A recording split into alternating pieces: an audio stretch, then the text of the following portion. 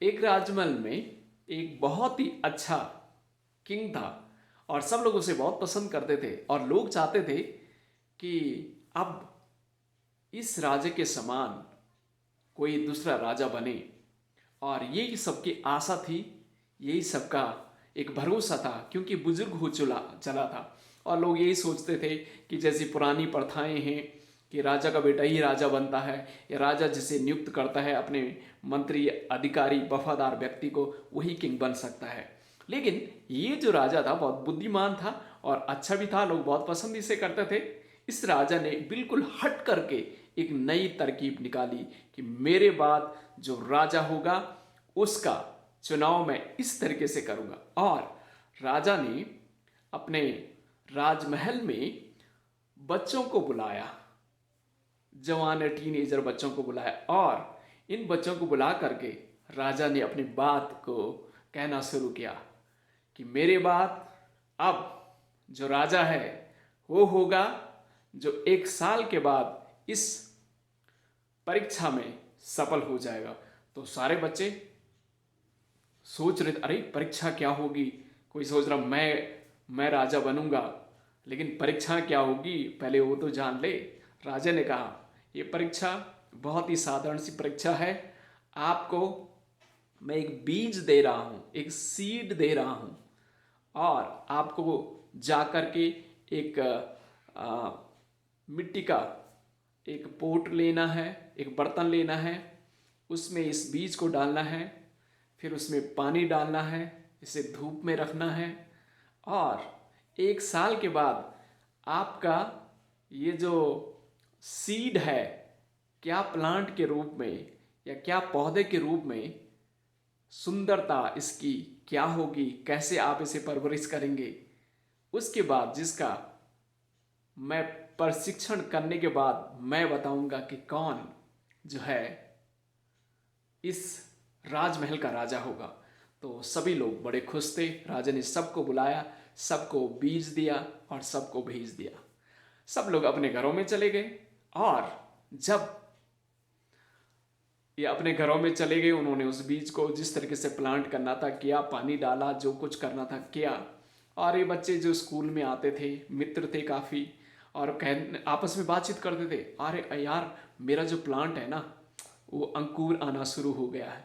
फिर दूसरे सप्ते वो कहते थोड़ा थोड़ा से पत्ते आने शुरू हो गए, और तीसरे सप्ते कहने लगे अब तो थोड़ा सा बड़ा हो गया है। इस प्रकार से आपस में वो बातचीत करते थे। लेकिन इनके बीच में एक लड़का था जिसका नाम था जॉन, और जॉन काफी निराश था। अरे मैंने इस बीज को उस मिट्टी के पोट में डाला हुआ है, मैं पानी भी डालता हूँ, इसकी देखभाल भी करता हूँ, धूप में भी रखता हूँ, ये सब कर रहा हूँ, लेकिन मेरा जो बीज है अभी अंकुर निकल करके बाहर नहीं निकला, क्या कारण होगा। वो काफ़ी निराश हुआ। अपनी मम्मी से कहा, मम्मी मेरे दोस्त कहते हैं कि मेरा जो ये पौधा है बड़ा हो गया है, पत्ते आने शुरू हो गए, लेकिन मम्मी मेरा तो ये पौधा कुछ भी इसमें नहीं आ रहा है। मम्मी ने कहा, बेटा कोई बात नहीं, 1 सप्ताह हो गया, 2 सप्ताह हो गया, 3 सप्ताह हो गया, 4 सप्ताह हो गया, 5 हफ्ते हो गए, और फिर तकरीबन समय बढ़ता चला गया, 6 मंथ हो गया, लेकिन जॉन के उस पोट से कुछ भी अंकुर भी नहीं आया। वो काफ़ी निराश हो गया, हताश हो गया। मम्मी को कहने, मम्मी अब क्या होगा, मेरे दोस्त तो कहते हैं उनके बहुत सुंदर सुंदर हो गए हैं, वो बड़ी प्लांट हो गए, बड़े सुंदर फूल हो गए हैं, और अब समय भी नज़दीक है, 1 साल के बाद राजमहल में लेके जाना है। मम्मी ने कहा, बेटा कोई बात नहीं, आपका जो आपने वो बीज को उसमें पानी भी मेहनत किया ना, आपने बीज डाला, उसमें पानी आप डाल रहे हैं, आप देखभाल भी कर रहे हैं, आप सब कर रहे हैं, लेकिन कुछ नहीं हुआ, कोई बात नहीं। तो ये समय वो आ गया, 1 साल पूरा हो गया और सब लोगों ने अपने सुंदर सुंदर फूल और प्लांट को राजमहल में सुंदर तरीके से सजा दिया। और जॉन भी वहाँ जाना नहीं चाह रहा था, क्योंकि वो निराश था, खाली पोट लेके क्या जाएगा। मम्मी ने कहा, बेटा नहीं, आपको बीज दिया था राजा ने। उसने कहा, हाँ मम्मी। आपने उसमें पानी डाला। उसने कहा, हाँ। फिर आपने देखभाल की। हाँ, सब किया। मम्मी ने कहा, ठीक है, आपने जो राजा ने कहा आपने वो तो किया है ना, ठीक है, जाके इसी पोर्ट को लेकर के राजमहल में लेके जाओ।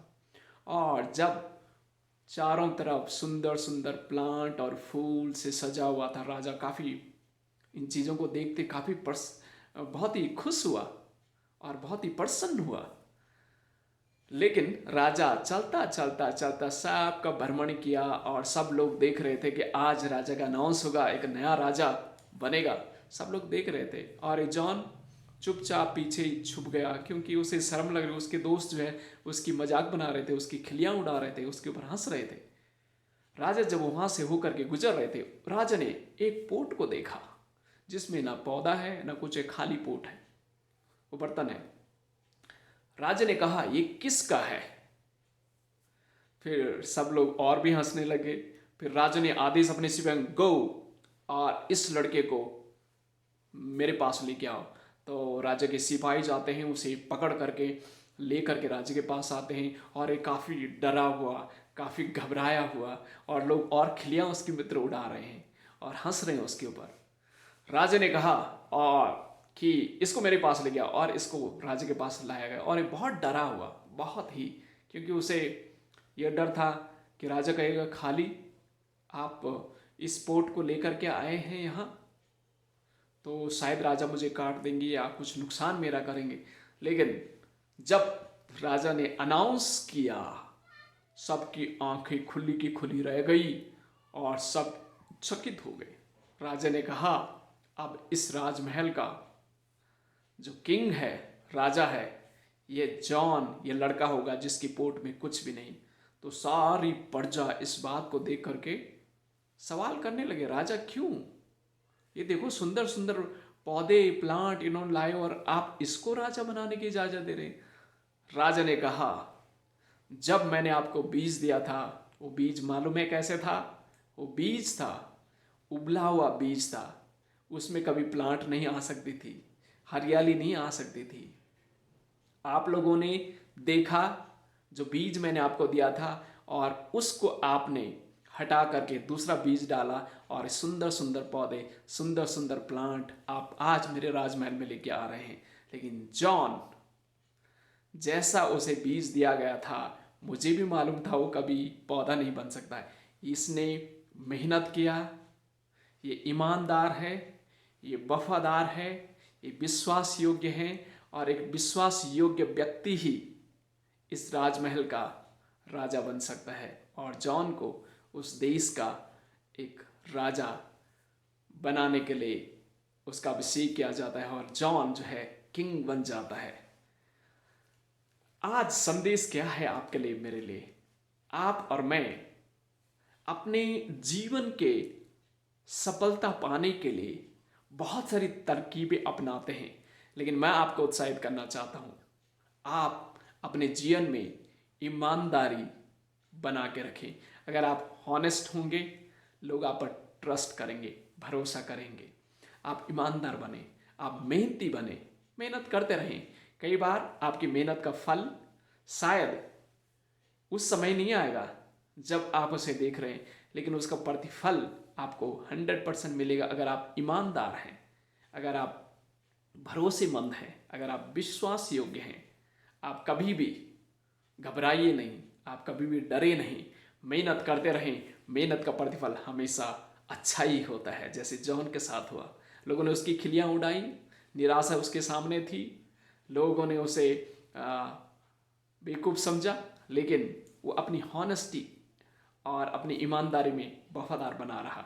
जब आप वफादार रहते हैं, आपको उसका प्रतिफल जरूर मिलता है, भले उसमें देर लग जाए, भले लोगों से मिसअंडरस्टैंड करें, भले कुछ समय के लिए आपको निराशा का सामना करना पड़े और मुश्किल का सामना करना पड़े, लेकिन प्रतिफल हमेशा अच्छा ही रहेगा। इसलिए आपको उत्साहित करता हूँ, ईमानदार बने, वफादार बने, विश्वास योग्य बने, मेहनती बने। God bless you. Thank you very much.